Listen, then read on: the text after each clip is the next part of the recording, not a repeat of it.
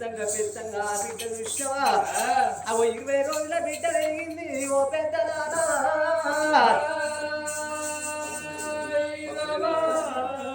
అవో ఏనాడగనక యొక్క కన్న తల్లి 20 రోజుల బిడ్డని ఏనాడు పెంచిందో అవో చేసుకున్న భర్త వచ్చిండు ఓ నాద ప్రాణేశ్వరాంగిలో లింగమా ఆచార్య పరుడా మెడలోన బ్రతకమ్మ నా మెల్లి బంగారమా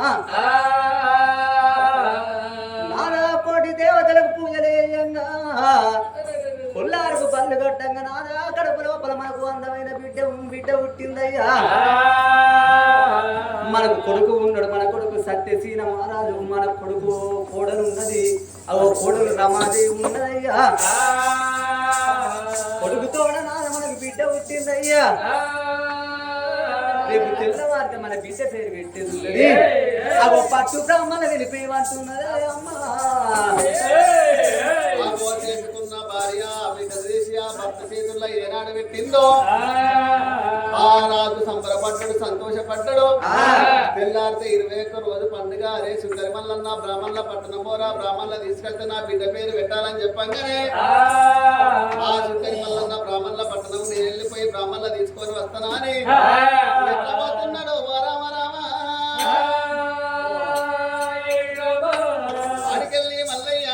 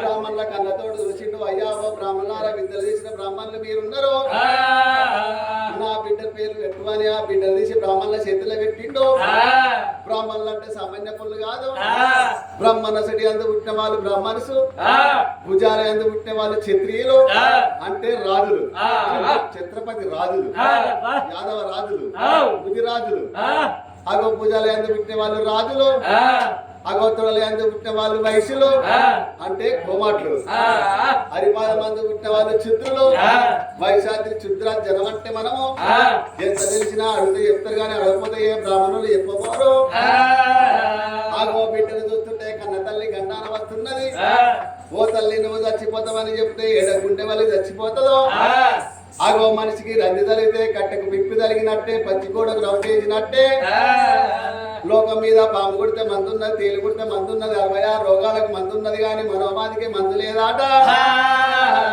ఆగో కట్టె ఇరుగు తతికి పెట్టే మానవుడు ఉన్నాడు ఇరు విరిగితే ఇరుగు నతికి పెట్టే మానవుడు ఉన్నాడు బంగారం విరిగితే బంగారం నతికి పెట్టే మానవుడు ఉన్నాడు కానీ మనసు నతికి పెట్టే ఊనే వింటలేదు ప్రపంచం మీద శుభవార్త చెప్పందంటే ఆడల్లో చెప్పన్నాట సావార్త చెప్పందంటే మొగల్లో చెప్పన్నాట ఆ బ్రాహ్మణులు ఏమనుకున్నారు బిడ్డ పేరు పెట్టి మహారాజా మేము వెళ్ళిపోతామని ఆ 7 బ్రాహ్మణులు బిడ్డలు పట్టుకొని పేర్లెట్ట పెడుతున్నారు రామ రామ అన్న బిడ్డలు పట్టుకొని సంగరాని అంట ఆ పేరు రామ రామ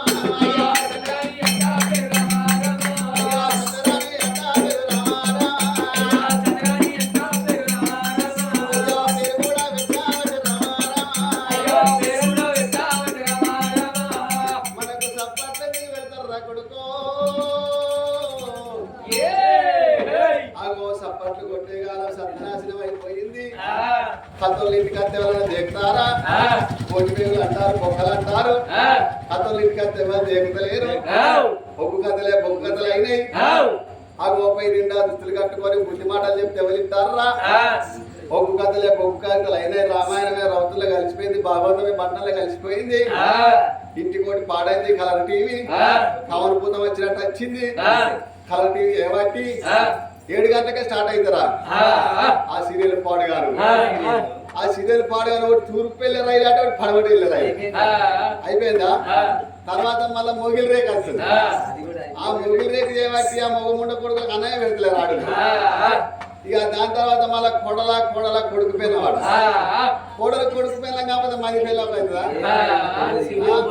ఇక దాని తర్వాత మళ్ళా కార్తీక దీపం. ఈ కార్తీక దీపం పాడుగారు. ఆ దీపం పాడుగారు నూనె గడపది, ఆ దీపం చీర గడపది. ఇక మధ్యలో సస్పెండ్ ఉన్నాక కరెంట్ లేదనుకో, ఇక కరెంట్ కింద చుట్టూ అయితే ఎవరికి ఉండేరా. అప్పుడు చుట్టలు వచ్చినప్పుడు పోతేందో, ఇక అటాక్ వచ్చినప్పుడు పోతేందో. ఇప్పుడే బాగుందా ఆయన కరెంట్ తిట్టి చంపుతారు. అగో మనం చప్పట్లు కొట్టమంటే ఎందుకు కొడతారా. మనం చప్పట్లు కొట్టమన్నప్పుడు చప్పట్లు కొట్టకపోతే వచ్చేది ఏకాశి పండుగ. ఏకాశి పండుగకు అప్పాలు వేసుకోకుండా వాళ్ళ చేతులు గిట్నే పోతాయి రా. అప్పాలు తినకుండా వాళ్ళ నోరు గిట్నే పోతాయి. మనం చప్పట్లు కొట్టమన్నప్పుడు చప్పట్లు కొట్టాలి. చప్పట్లు కొట్టకపోతే వచ్చే జన్మ లోపల కుట్టాకు రోగపల్లె పుడతారు.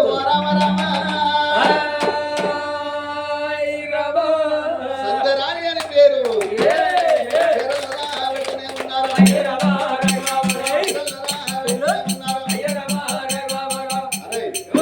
చూసినవా. ఈ జన్మనే గంగల పోతుందంటే అచ్చే జన్మ గురించి పడతారా చప్పట్లు. అచ్చే జన్మలు ఏమవుతామా ఏ జన్మలు అనుకుంటారు అనుకోని అచ్చే జన్మ గురించి పడతారా చప్పట్లు. ఆ గోవా సురేంద్ర మహారాజు కళ్ళతో చూసిండు. ఆ బ్రహ్మలకు ముత్యాలు ఇచ్చిండు, వరహాలు ఇచ్చిండు. పప్పుతోటి భోజనం పెడితే దెబ్బలేసుకుంటా బ్రాహ్మణులు వాళ్ళ పట్నం వాళ్ళు వెళ్ళిపోయిండ్రు. వారిని కళ్ళతో చూసిండు. బామా నేను కచేరీ విరిగిపోతా, రాజవంగడైతుంది, దేశవంగడైతుంది, మన బిడ్డను వల్ల ముద్దుగా వచ్చేది మంత్రాలు చదువుకోమని ఆ బిడ్డలు తీసి భార్య చేతుల్లో పెట్టి కచేరీ మీదకి పోతున్నాడు రాజాన రాజు. తల్లి సంగతి ఈ చోట ఉండంగా కచేరీ మీద రాజు ఉండంగా ఇక్కడికి రా దగ్గర రాటోరమా, ఇక్కడికి రా దగ్గర రాటోరమా.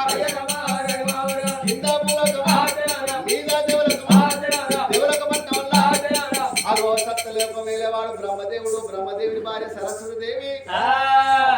వైకుంఠ వేలవాడు విష్ణుదేవుడు, విష్ణుదేవుడి భార్య లక్ష్మీదేవి. హిమాలయ కొండ వేలవాడు లోకాల శంకరుడు, శంకరుడి భార్య పార్వతీదేవి. శంకరుడేమో బొమ్మని ఎత్తనాట, విష్ణుదేవుడేమో బ్రహ్మకు వాసిపోతున్నాట, బ్రహ్మదేవుడేమో రాతరాస్తున్నాట. రాత రాసేవాడు బ్రహ్మదేవుడు, కొండ పోయేవాడు యువధర్మరాజు. యువధర్మరాజు కళ్ళతోడు చూసిండు. వారే చిత్రగుప్త ఎవరి ప్రాణం వచ్చిందరా, ఎవరి జీవనం వచ్చిందని చూసి భవిష్యవాణిలో చూసి చెప్పమనక్కనే అగో మా బెగపేట దగ్గర ఉంటది రామగిరికి వెళ్ళంతా పర్వతం తీసిండు. ఆ భవిష్యవాణి లోపల చూడంగానే అగో ఆ సుందరదేవి వచ్చేది ఉందని చూసి చెప్పంగానే అగో యమున ధర్మరాజు చచ్చిపోయేలకు కనబడతారాట. ఊళ్ళున్న ఊర కుక్కలే కనబడతారాట. సంకలున్న చిన్న పొరగల్లకి కనబడతారాట. దేవుడు అనేటోడు నిందలేని పొంద కొడుపడు. ఒకడు ఊరు పెట్టుకొని చచ్చిపోయినా అంటారు, ఒకడు మందు దాగి చచ్చిపోయినా అంటారు, ఒకడు బాయిలబడి చచ్చిపోయినా అంటారు, ఒకడు యాక్సిడెంట్ అయి చచ్చిపోయినా అంటారు. నిందలేదు పొందకూడదాట.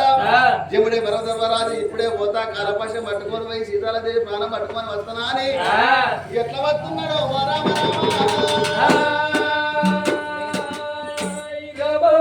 ఎట్లా వస్తున్నాడు. రామ రామ కోదండ వీర రామ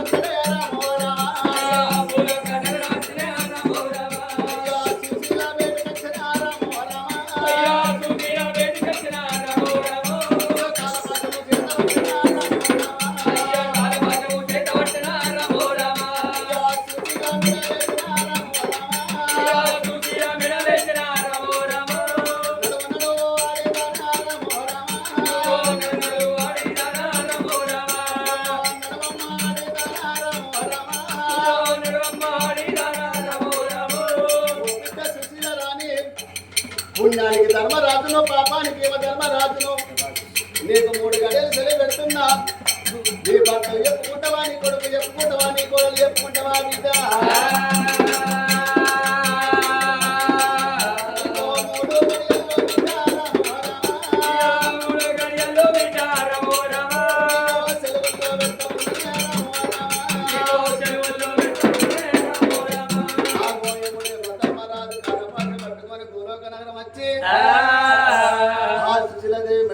కాలపాసి వేసి ఓ బిడ్డ నీకు 3 గడియలు సెలవు పెడుతున్నా నీ భర్త చెప్పుకుంటావా నీ కొడుకు చెప్పుకుంటావా అని కాలపాసి వేసి అగో కంటమారి గొడ మీద గుడ్లకు పవదారం ఎత్తుకొని కూర్చుంటున్నాడు యమధర్మరాజు. దేవుడన్నమాట తప్పది బ్రహ్మ రాసిన రాత తప్పదే అమ్మా